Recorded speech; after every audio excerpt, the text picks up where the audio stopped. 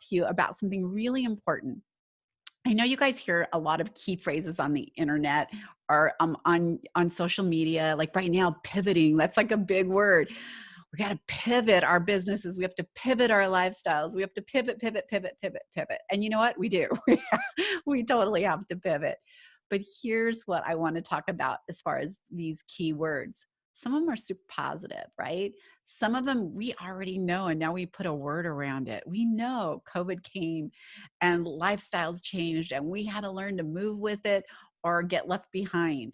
Well, pivoting is a beautiful word. And I literally almost wrote a book called Leaning into Your Pivot, because I think it's really important that those of you who know me know my story, and you know that I was an interior designer for years.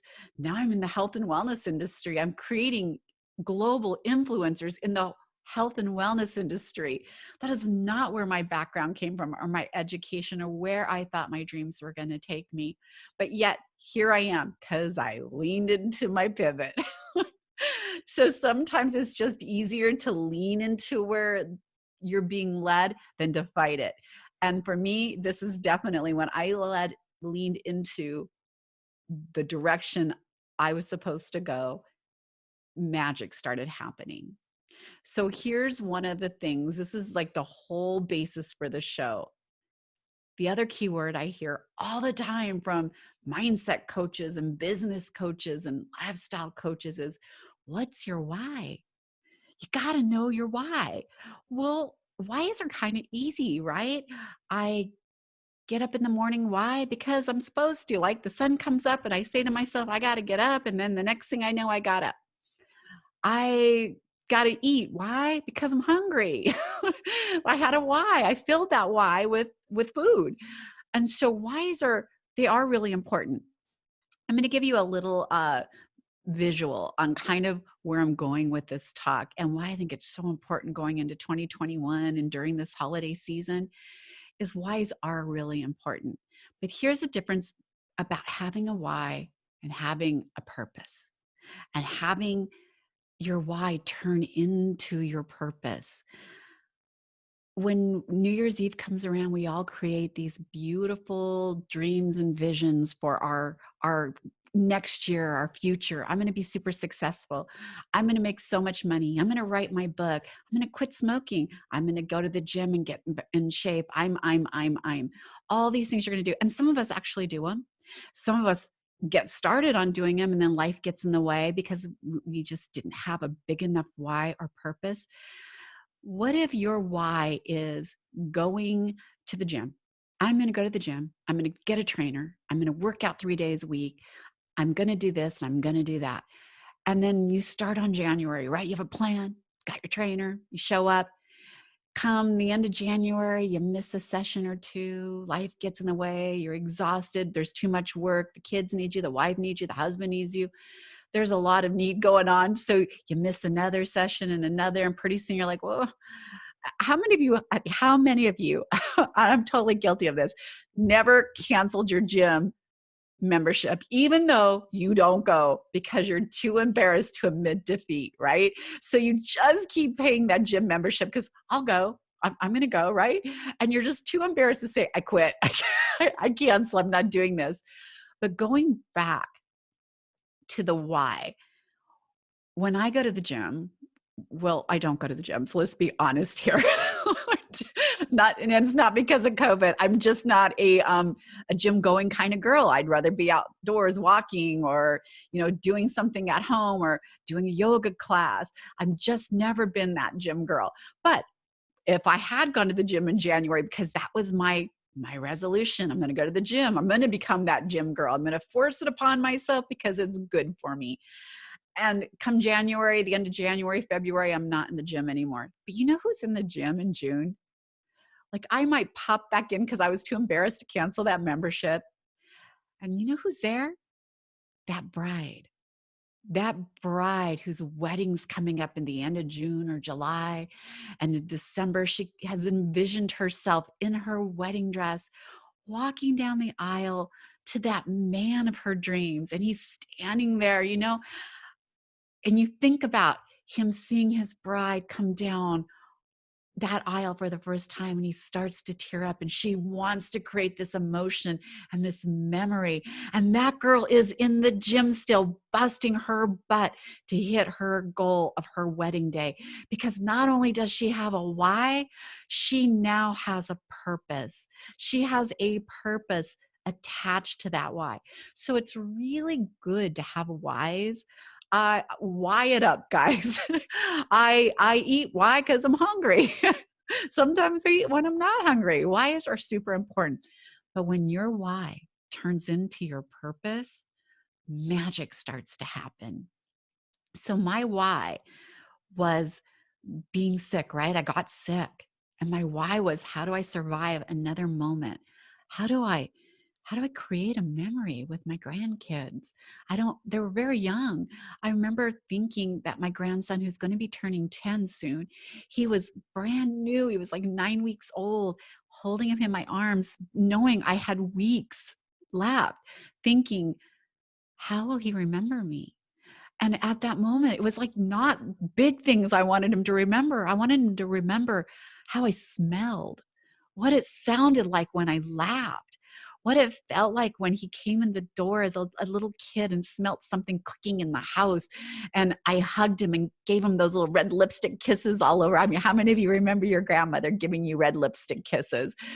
And I wanted those memories. I was dying to create a couple of memories. And on that journey of why, I got on the computer and I started looking for help. I typed in those words, desperate for health answers. And I didn't even expect to find anything because I was already told by really smart doctors who were looking out for me, who had my best interest at heart, who told me there was no hope.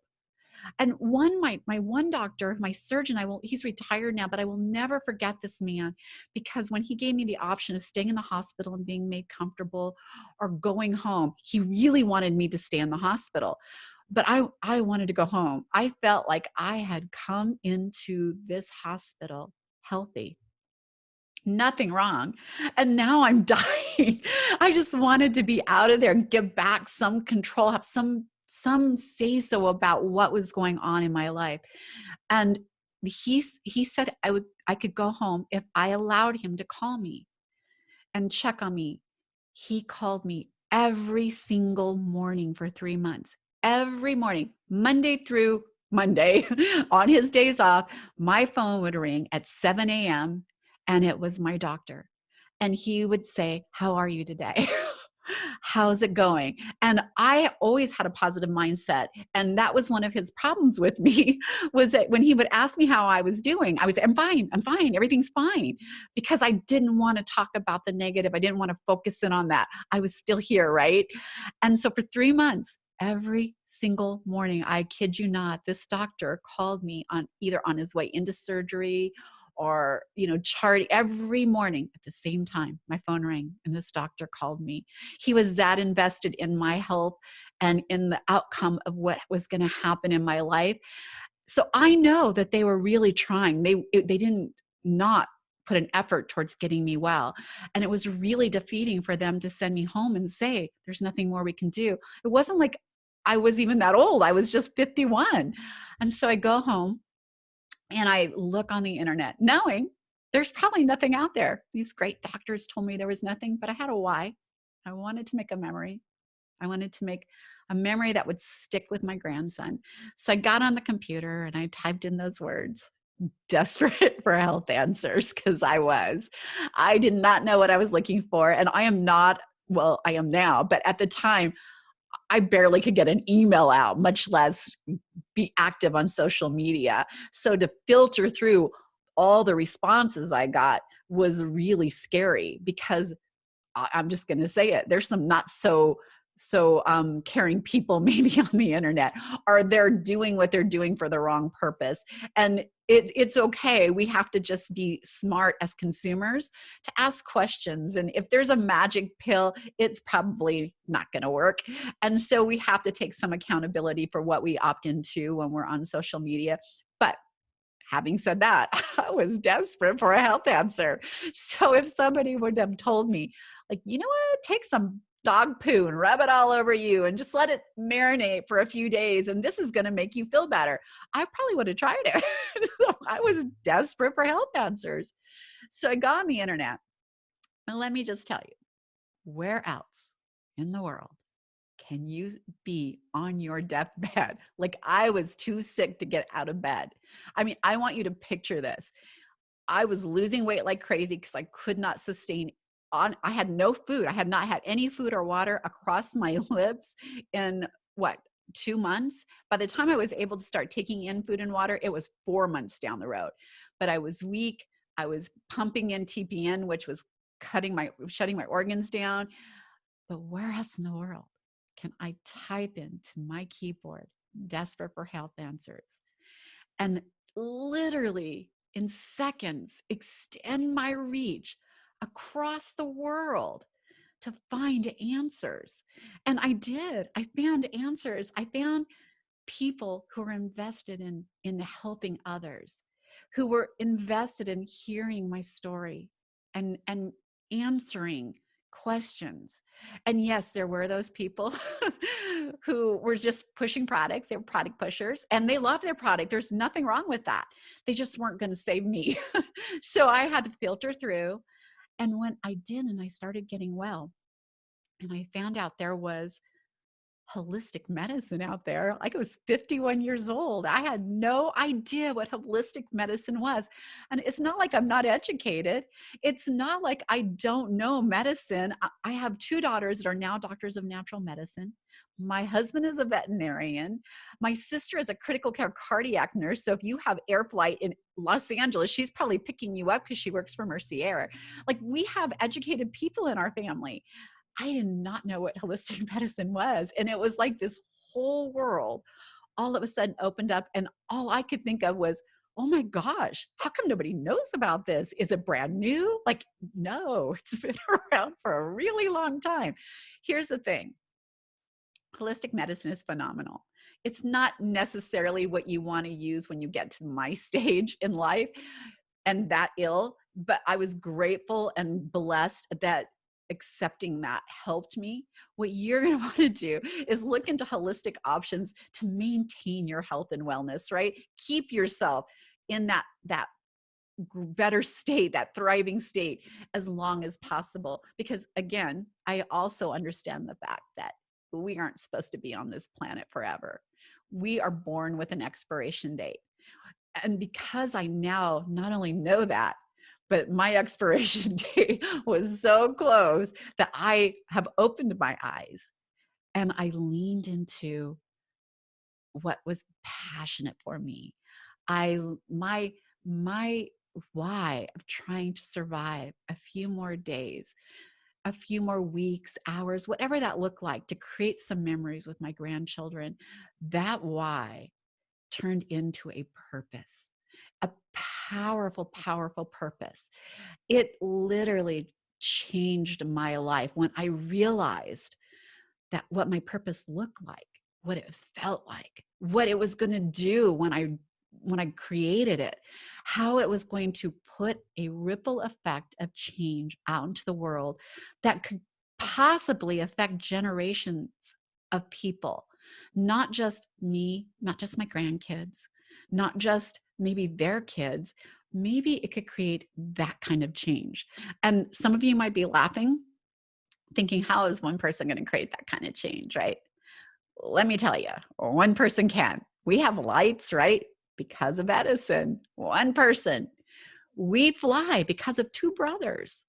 There is so many things that we do because of the genius and the passion and the purpose of one person.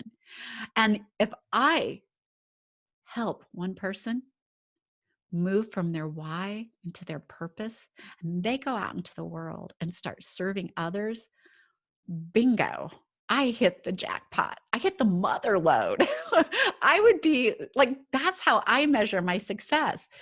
And as one person, I started thinking, as I started moving into my purpose was to share the message of hope. This podcast came out of a book Oh, my health, there is hope.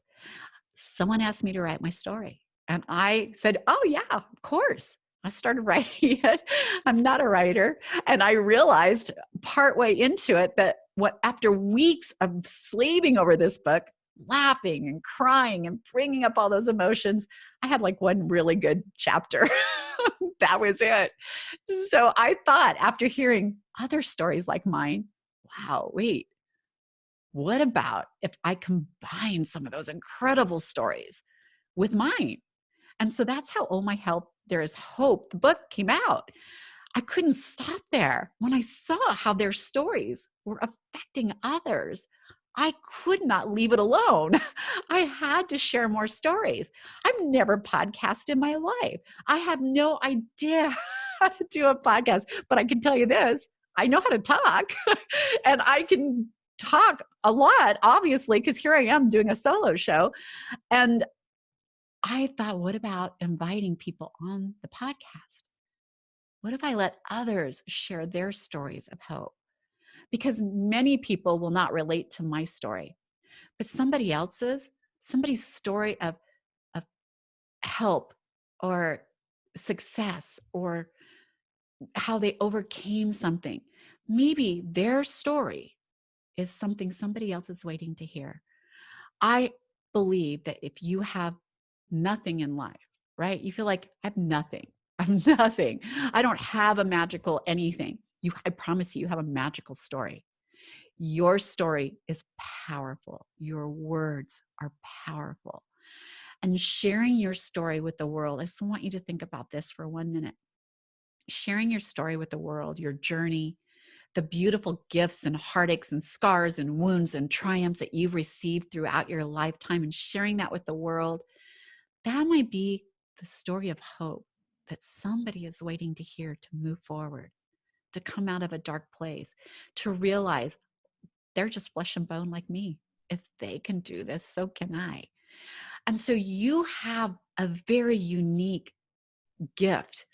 And when I tell people to share their stories, when I work with VIPs and I'm doing coaching, the very first thing I ask them is tell me your story, because I find their purpose in that story. Tell me your story. Tell me why. Like, tell it to me.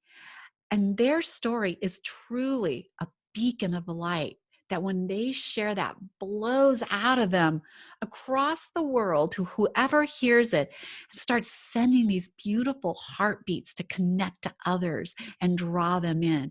That is what your story of hope is all about. You go from a why. How do I create a message, a memory? How do I create a moment with my grandchild? By the way, he was our 5th grandbaby, but I knew I'd created some sort of a similar memory with the others. They were a little bit older. This was a brand new one. He would not know me. He would see a picture. Yeah, I don't know who that is.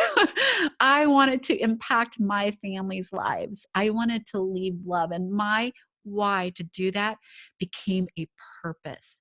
It became so powerful that I call it a beast. So it literally became this beast message. It went from a book, it went from coaching others, becoming a mindset coach, an NLP RTT practitioner. And now I'm going back to school again. I'm going to tell you guys this because I'm not ashamed of my age anymore. I wear it like a badge of honor because I'm still here, but I will be turning 60 in April. And I'm going to go back to school for, I think it's 2 years, so I can become I'm so sorry. I can't think of the name, but so I can become a a therapist, because I think that is amazing to tap into the mind, go in there and take all those beliefs that you had as a child, reframe them, and go into the world with what is possible for you. And so that became a purpose for me. So it went from the book, it went to the podcast sharing stories of hope, taking on coaches. Somebody asked me to do a newsletter. I didn't want to do a newsletter. How this happened, I don't know, but my newsletter turned into a magazine that is a year old now and has 170,000 subscribers to it. And it's all about holistic living and people's lifestyles and tips and recipes and just a lot of great stuff that comes out every season. So tons of great things happen when you start living your purpose. Think about what your story is and what your journey is. Think about all the hurt. If you're going through a breakup right now and you're invested, your heart's invested in this other person and they're just not as invested in you, and you find yourself alone again, say thank you to them. Turn around and say thank you. Because what I like to see it as is they released you. It wasn't going to work anyways. You will spend years trying to make it work. It wasn't going to work. Yeah, your heart's hurt, but what they gave you was some massive feedback on what will work for you. And they released you back out into the world to find that perfect someone. So go out there and find that perfect someone to share your passion with, your purpose with. My purpose turned into being sharing messages of hope. I know without a doubt that the reason I'm still walking this beautiful earth is to keep putting those messages out. And until I take my last breath, that is exactly what I will be doing. And with COVID coming around in 2020 and us going into this new year with a new president and new politics, and how are we going to come out of this? Are we going to ever be the same? Are the kids ever going back to school? What's going to happen? Try to take a breath. Look around. There is beauty in this. I promise you. I have never had my business grow more because there's hope needed, right? Go out and share your message. Figure out what your purpose is. Take that why and make it a purposeful life. I feel like 2021 is going to be pretty fabulous. But here's the thing. How could it not be, right? Like, I don't want to jinx it because I kind of believe that. But how could it be worse in 2020? The only thing we missed was locusts. Like, we had a crazy fire season in California. People are out of jobs. I promise you it's going to get better. And maybe we had to go through this to realize what better looks like when it gets there and to really appreciate it. For this Christmas, I want you to give the gift of hope to whoever you come in contact with. Have you guys been watching TikTok? Like, I don't want to go off on a TikTok tangent, but I see them posting these videos of what they call Karens, which are basically women who are broke. They have completely broke down. They have lost their cookies and they're filming them and posting them. It's kind of like Karen shaming them. And it's bad. And all I see when I see these is a person in pain, a person who's scared and has already put themselves against a wall and is trying to fight their way out or prove their point. And so getting louder or digging back is just the way they're doing it. And all I want to do is hug them. I want to go up and hug them and say, you're going to be okay. This is okay. It's just, you don't have your mask on. Okay. We'll fix this, right? You're going to be okay. Stop Karen shaming people. If you saw somebody really heavy and you posted that and you fat shame somebody or shame them for their choice of genders or whatever, you would get bashed. There's somebody in pain. When they're acting that way, they're in pain. They're fighting back. They're trying to make sense of it. It's not okay, by the way. I'm not saying that behavior is okay, but they're in pain and they just need you to say, it's going to be okay. This is not a big deal. It's going to be okay. You're okay. So if you pass by a Karen, it could be me, by the way. I just don't know. My kids are like, how they've never gotten you on tape. I know what those ladies are going through. I have lost my cookies before.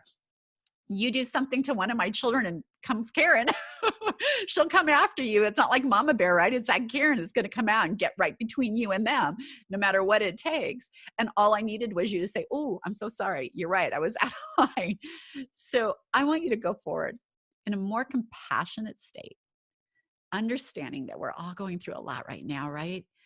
Be that message of hope. Be that voice of change. Be that person when everyone is in the store yelling at someone for not putting on their mask to say, it's okay.